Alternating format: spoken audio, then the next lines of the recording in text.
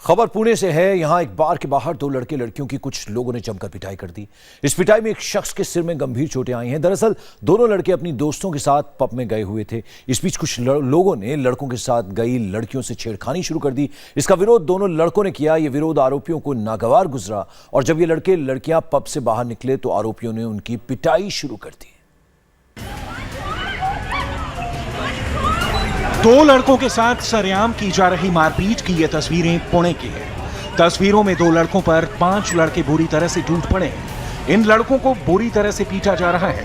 तस्वीरों में दो लड़कियां भी दिख रही हैं जो दोनों लड़कों को बचाने की कोशिश कर रही हैं। ये तस्वीरें किसी ने मोबाइल से बना ली हैं। इन तस्वीरों में आप देख सकते हैं कि कैसे कुछ लोगों ने दो लड़कों को घेर रखा है। पास में ही खड़ी दोनों लड़कियां इन लड़कों को बचाने की कोशिश कर रही हैं, पर उनकी कोशिश नाकाम हो जाती है। बदमाशों की संख्या दोनों लड़कों पर भारी है। बदमाश एक लड़के की बुरी तरह पिटाई कर रहे हैं। आपको पूरा वाकया बताते हैं। दरअसल बदमाशों की पिटाई का शिकार हो रहे ये लड़के पार्थ और शांतनु रॉय लॉ कॉलेज के स्टूडेंट हैं, जो अपनी दोस्तों के साथ पुणे के इस होटल के पब में पहुंचे थे। बार में कुछ देर बैठने के बाद प्रणब दातार समेत कुछ लड़के पार्थ के पास गए और उससे उसकी दोस्तों से पहचान कराने को कहा, जिसको पार्थ ने नकार दिया। बस यहीं से मामला बिगड़ा। अपने फ्रेंड्स के साथ में यहाँ पर लोकल जो जगह है, लोकल कैस्टो करके, वहाँ पर गया हुआ था और 2 लड़की थी और कुछ लड़के भी थे। और फिर जब वो उसकी फ्रेंड वॉशरूम के पास गई तो वो दोनों लड़के उनके पीछे वॉशरूम के पास भी चले गए। तो वहाँ पर जाके जब ऑब्जेक्ट किया तो उसको लात वात मारकर वो लोग और मारना चाहते थे, लेकिन फिर मेरे सन ने मैनेजमेंट को कंप्लेन किया तो जो बाउंसर्स होते वो लोगों ने उनको बाहर निकाल दिया। बार के बाउंसरों ने आरोपी लड़कों को बाहर कर दिया।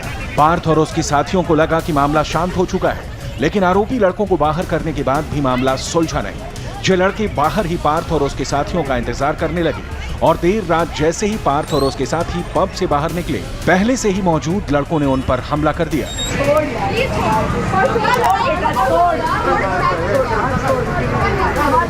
इस मारपीट में हमला करने वालों ने पार्थ व्यास नाम के छात्र पर बेल्ट और सीमेंट की ईंट से हमला कर दिया, जिससे पार्थ के सिर में गहरी चोटें आई हैं। पार्थ का अस्पताल में इलाज चल रहा है। पुलिस ने इस मामले में 3 लोगों को गिरफ्तार किया है, जबकि 2 अभी भी पुलिस की गिरफ्त से बाहर हैं।